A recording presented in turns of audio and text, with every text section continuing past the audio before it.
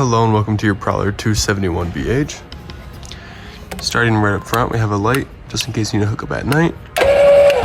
Retract and extend for your power tongue jack. If your power tongue jack ever does electrically go out, you can peel this little black tab up here, insert a tool, and you can manually override. Coming to your propane tanks, you have a little switch here, which chooses the supply. So if it's pointing to the right here, it's taking the supply from the right propane tank.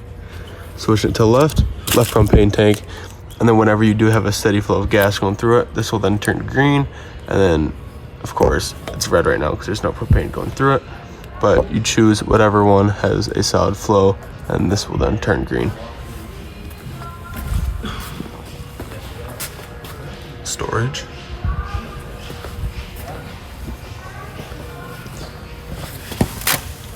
You have a gray tank there, which is going to be, your gray tanks are going to be like a shower, sink, anything like that.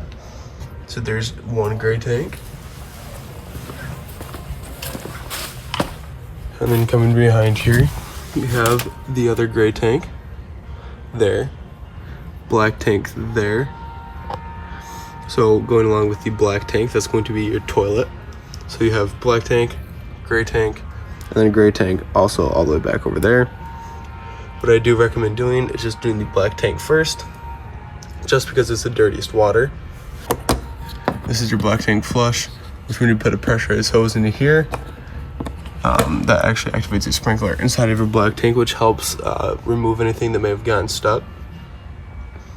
Do that, and then go ahead and do your gray tank 1, and then your gray tank 2 back over there. Okay, right here, this is gonna be your camp power or your shore power here. City water connection. So if you do go to a campground, you can go ahead, plug your campground hose into here. What you are going to need is a water pressure regulator, just because if there's too much pressure, it will blow your lines. So you want to go ahead and make sure you have one of those so it kind of dumps it down. And then outside shower here. Hot, cold side, and then you have your shower head here, and the hose kind of wraps around inside there. Cable satellite for a TV there. Right there, it is prepped for a back camera, so if you do decide to purchase one, go ahead and unscrew the 4 screws, pop that back plate off, insert the camera, and it also comes with a little tablet. That tablet will go into your cigarette lighter. Once it's in there, go ahead and turn your running lights on, and then the camera will then feed through that front tablet. Storage back here. Move this portion up.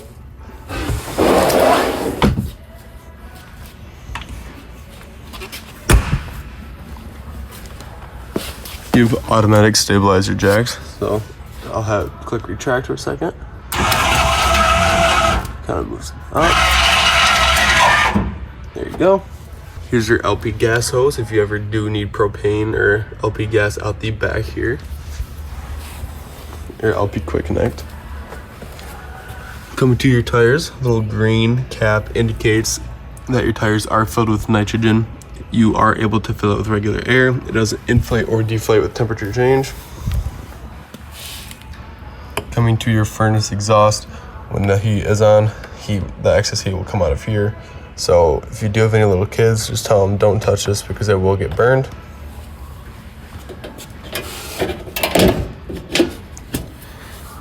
Here is your water heater. Starting off with the anode rod, this will get beaten up over time and slowly deteriorate because this is taking the beating for your tank. So what I mean by that is all the hard water will eat at this instead of your tank. So this is a key component. Go ahead, insert there. A 1/1/16 socket to tighten that down. Once it's tightened down, go ahead and turn on the hot side of the faucet. Make sure you have a steady flow. It'll chop for a little bit, so that's why I said make sure to wait for steady flow, just because that's pushing all the air out of this tank. Once you have a steady flow, you can go ahead and then turn it on. Water does get stagnant after a couple days, so you do want to drain the water and go ahead and refill it. So what I do mean by that, go ahead and release the pressure here. You'll hear it hiss. Once it's done hissing, go ahead, take your socket, pull this back out, and then it'll drain out of that hole. And to help it drain faster, just make sure this is still up.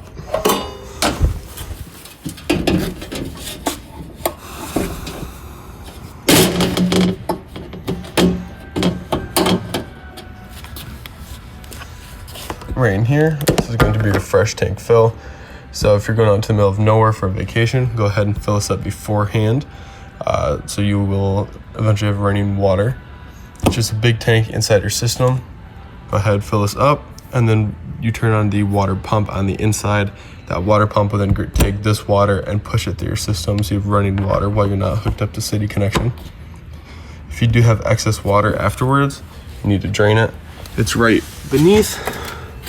Those are gonna be your low point drains, hot and cold.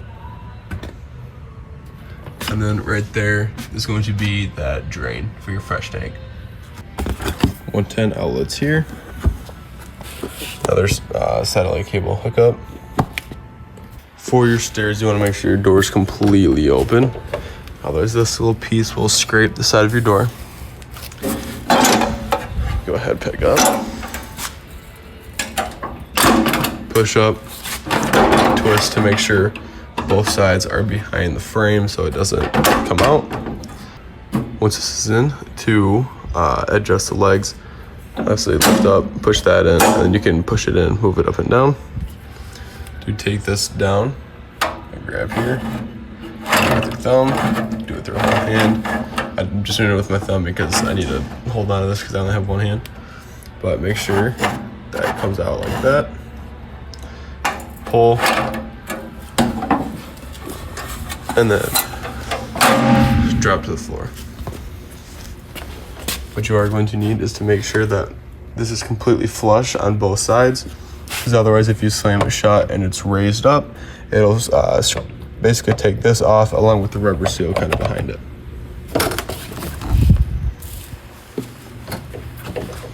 For your awning, there's a little black tab up top. You can take that off and insert a tool to manually override your awning if it does ever electrically go out. Here's what that tool will look like. And this is for manual override for your stabilizer jacks. Moving to the inside of your camper, you have two light switches. Far left one, inside. Far right one, awning light. Slide in and out. I'm gonna move this in just a tad so you know what it sounds like when I fully extend it again. Once you hear that gear grinding noise, you know that you're gonna be fully extended. Use your awning, extend and retract. I'm gonna open this as far as I can. But you'll know you're fully extended when the excess flap kind of comes down and you can start to see the black bar behind it. Once you see that black bar, go ahead and stop, because if you keep reeling, it'll reel in the opposite way and eventually break. There we go. It's pretty close. To pitch it for the rain, just go ahead and grab right behind this elbow and pull down. One side will fall down, and then the rain will then slide off of there, and then reel it back in. Just push it right back up. And then go ahead and reel it right back in. This is going to be your little stereo here. Radio, USB, Bluetooth is how you select everything there. Volume up, volume down. Not that high. You select, so this is gonna be like your equalizer.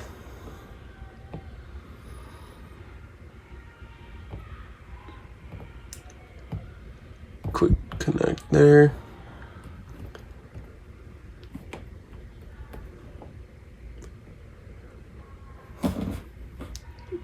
Channel switch, and then pause play. And right in here, USB aux. So you pop this down right there, and then you hold to turn off. For keys, purple ones are gonna be your main doors. That'll be like your baggage doors outside.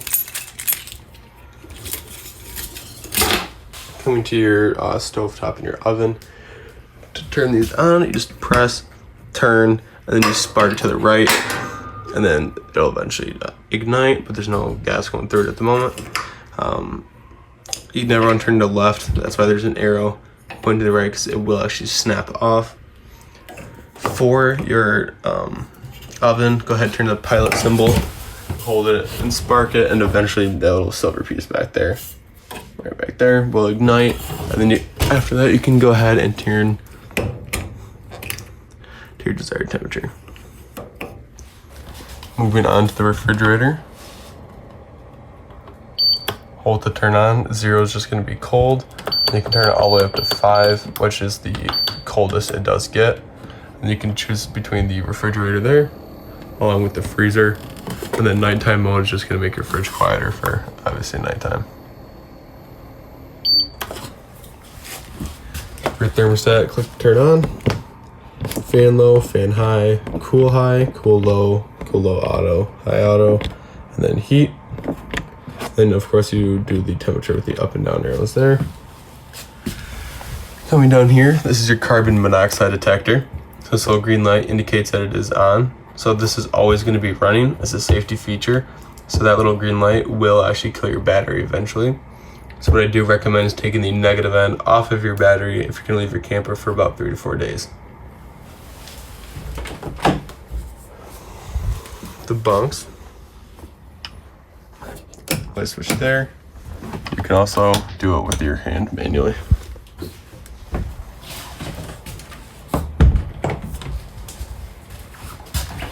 Moving just over is your breakers and your fuses. Trying to get some light in there. Everything's labeled just like a house. I do recommend bringing extra fuses just in case. Would rather just be safe than sorry. You can pick them up at any auto parts store, so any AutoZone or whatnot. So for the toilet, it is going to be a foot flush, right on the right side wherever my foot is. You are going to need toilet solution along with RV grade toilet paper. The toilet paper will help break down easier so you don't clog your systems, and it kind of, tears apart so it doesn't clog. And then for the solution, it helps break down solids and smells to help with that whole fiasco. Right in here, you have all of your readers. So battery reader, fresh tank, black tank, and then the 2 grays. And then right here, you have your water pump. So when you do fill up that fresh tank, go ahead, turn this on, and then you will then have running water. 2 elements to your water heater, gas and electric. You can turn them both on at the same time, but if you're hooked up to electric, I recommend just doing that so you don't waste your LP gas. For your fan, go ahead, open that up. If this switch doesn't work, go ahead, flip that on, and then switch it there. For the couch, go ahead, reach underneath, pull up, and it'll fold down like that. Then do the opposite, fold up, push in, get a little bit of pressure, and it'll slide.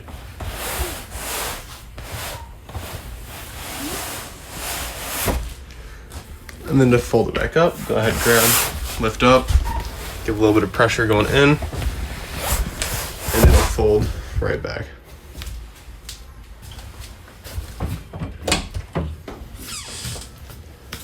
For your bed, if you grab the little wood part underneath and lift up, you can access your storage. And if you do decide to put a TV in here, you have your satellite cable input there, 110 outlet there.